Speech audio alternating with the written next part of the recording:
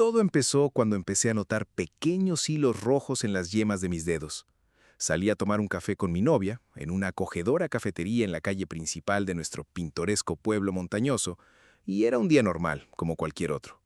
Estábamos llegando a finales de otoño, cuando las hojas empiezan a broncearse y a enrojecerse, y el aire adquiere ese frío y cortante efecto que hace que un café caliente llegue justo en el punto justo. Y mientras cogía mi taza a mitad de frase, las vi.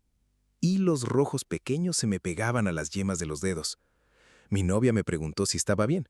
Supongo que había notado mi entrecerrar los ojos con desconcierto. Sí, dije, solo lleva un hilo rojo encima. Ella respondió con un vaya, y cuando me preguntó de dónde podrían haber salido, le dije la verdad, no tenía ni idea. No había tocado nada rojo. Las sillas y la mesa estaban hechas de hierro tratado. La copa era blanca. Mi ropa, vaqueros azules y una camiseta negra. Desconcertado, pero sin preocuparme, limpié los pequeños mechones, se cayeron con bastante facilidad, y seguí con mi día. Pero cuando llegamos a casa esa noche, con las bolsas de la compra en la mano, noté que habían vuelto. Dejé la compra en la cocina del apartamento y me quedé mirando los dedos como si se portaran mal.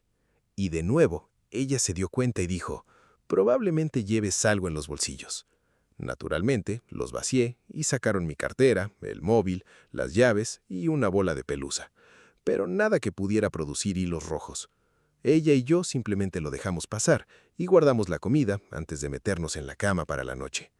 Y en la cama, mientras estábamos acurrucados, simplemente no podía prestar atención a la tele. En cambio, simplemente me quedé mirando la pared con la mirada perdida, pensando en las fibras rojas. Mi novia prácticamente puede leer mi mente a estas alturas, y con un apretón murmuró somnolienta. Quizá simplemente te estás desmoronando. Ahora, a ella le gusta bromear y lo entiendo, pero ese comentario simplemente se sintió realmente raro. Soy una persona un poco ansiosa, así que lo achaqué a que estaba pensando demasiado y me acomodé para dormir. Esa noche fue un poco dura. Sueños raros.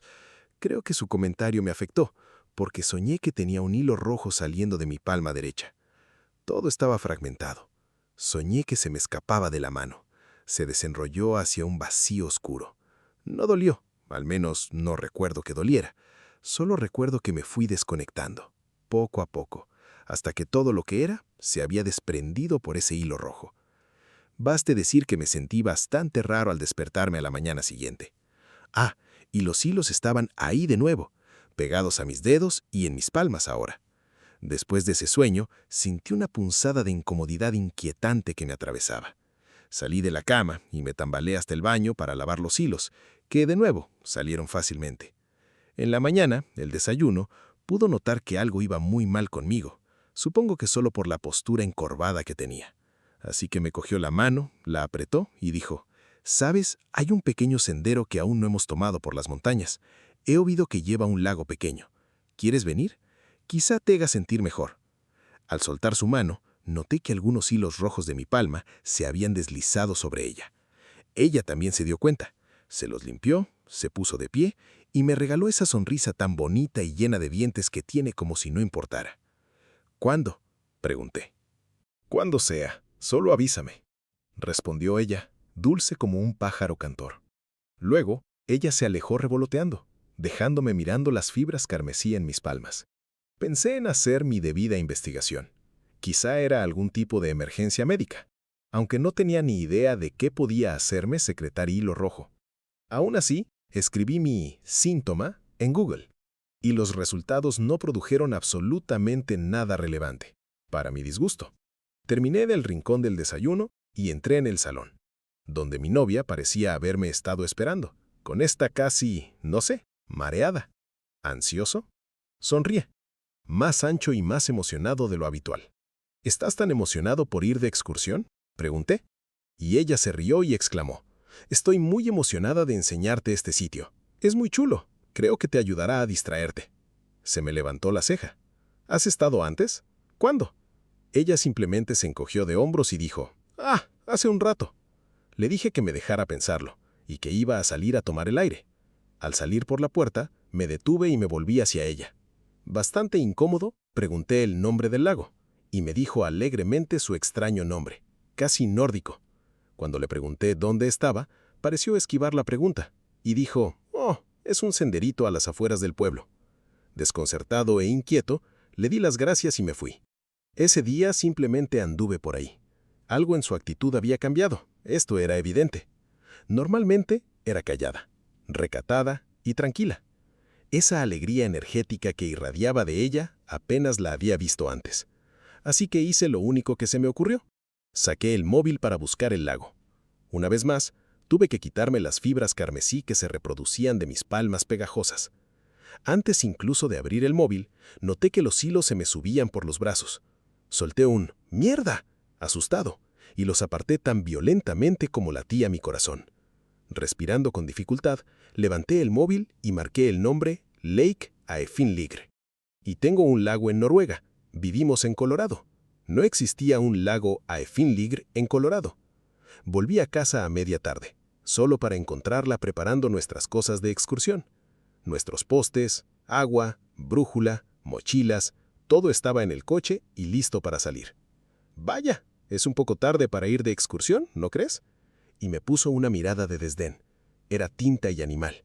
«No, creo que es el momento perfecto. Vamos, te enseñaré dónde está el sendero». Y me quedé atónito, sinceramente. Y aún así, podía sentir que un no sería una respuesta adecuada aquí. La miré con la boca abierta mientras se metía en el asiento del conductor. Quería irme, largarme de lo que fuera esto, pero me sentí paralizado, atrapado en el momento. No sé por qué, ni qué me impulsó, pero al final me senté en silencio en el asiento del copiloto y miré fijamente por la ventana mientras nos íbamos. No registré gran parte del trayecto. Sé que las fibras se estaban volviendo intolerablemente molestas. Se reponían en minutos tras cepillarlas. Y también se estaban volviendo irritantes, como insectos que subían y salían de mi piel. Como si yo fuera un hormiguero y ellas fueran las hormigas. Empecé a rascarme y solo empeoró las cosas. Empezó a arder. «No hagas eso», dijo, lanzándome esa mirada irónica, de cabeza ladeada como de búho, como si supiera algo que yo no.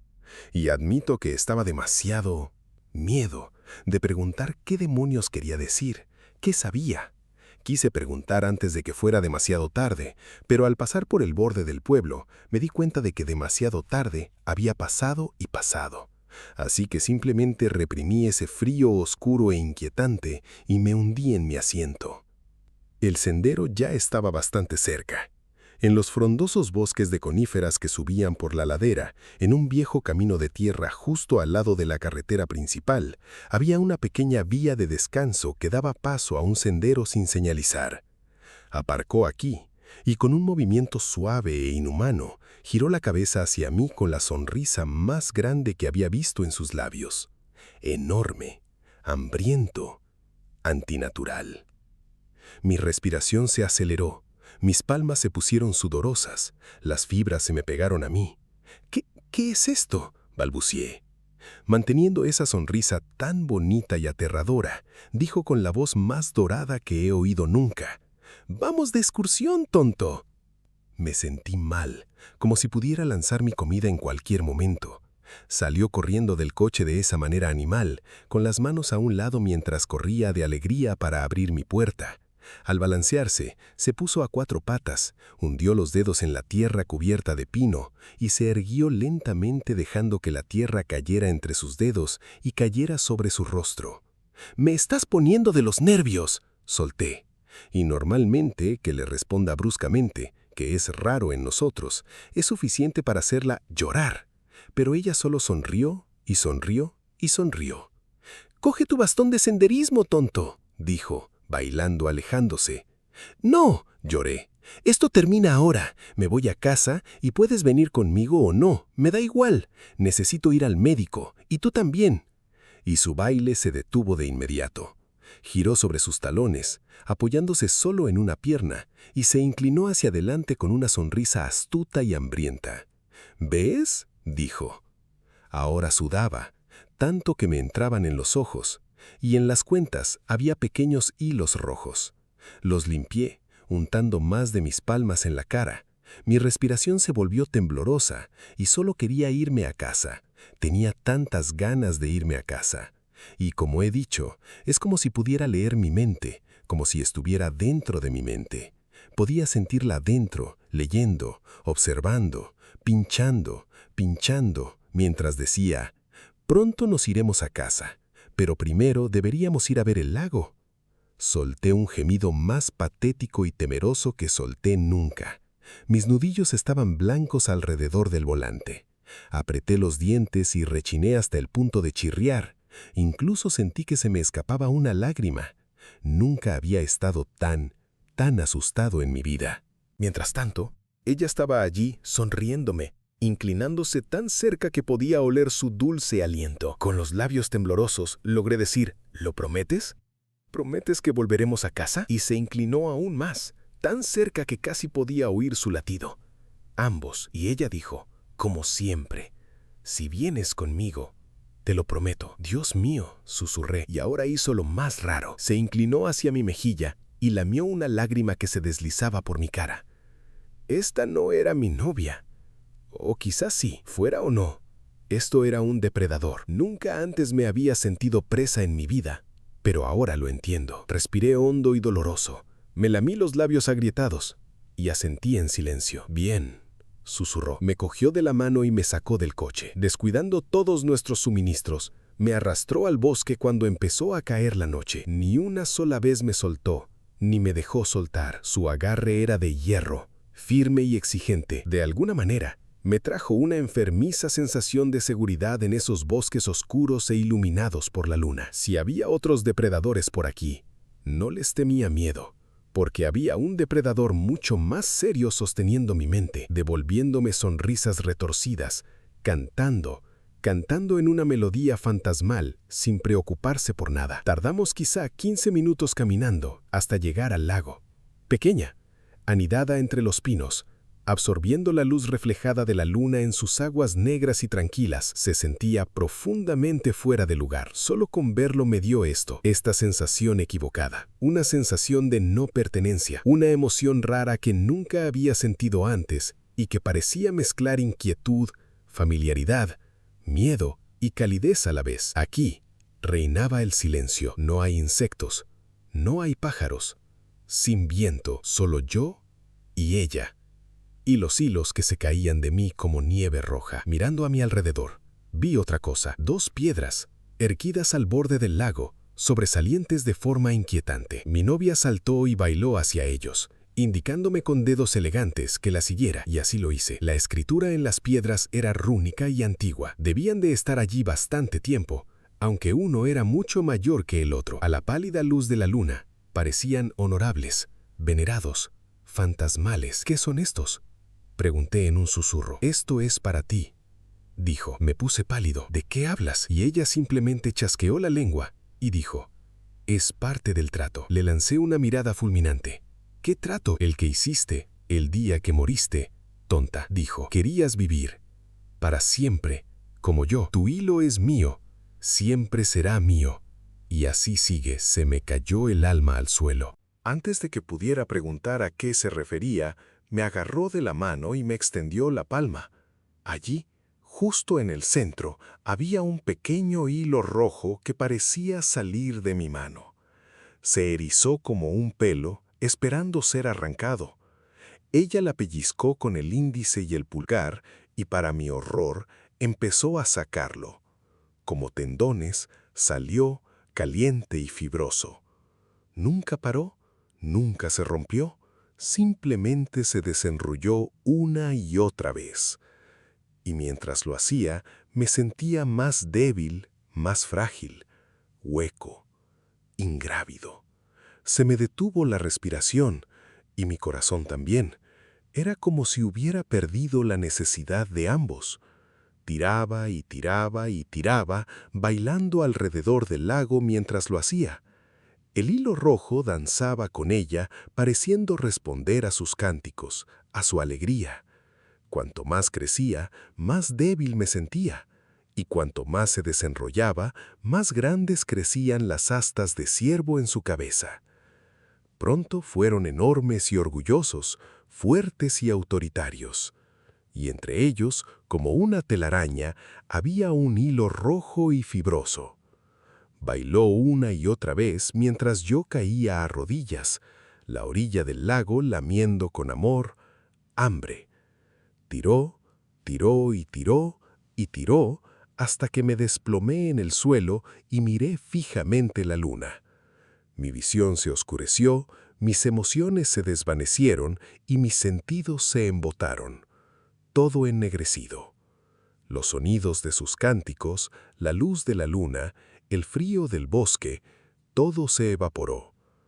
Y lo último que vi esa noche fue a ella, de pie sobre mí, mirando hacia abajo con esa amplia sonrisa de otro mundo, sus enormes astas enmarcando perfectamente la luna. Me preguntaba si ya había visto esto antes, 2 veces, si lo viera una cuarta vez y una quinta. No recordaba cómo había llegado hasta allí ni cuándo, pero finalmente entendí por qué. Con un pensamiento susurrado, llamé para que recordara. Y caí en el vacío. Estoy seguro de que todo esto suena a locura, pero al menos a mí me alegra decir que me desperté en mi propia cama a la mañana siguiente. A mi lado dormía mi novia, sin cuernos y en paz.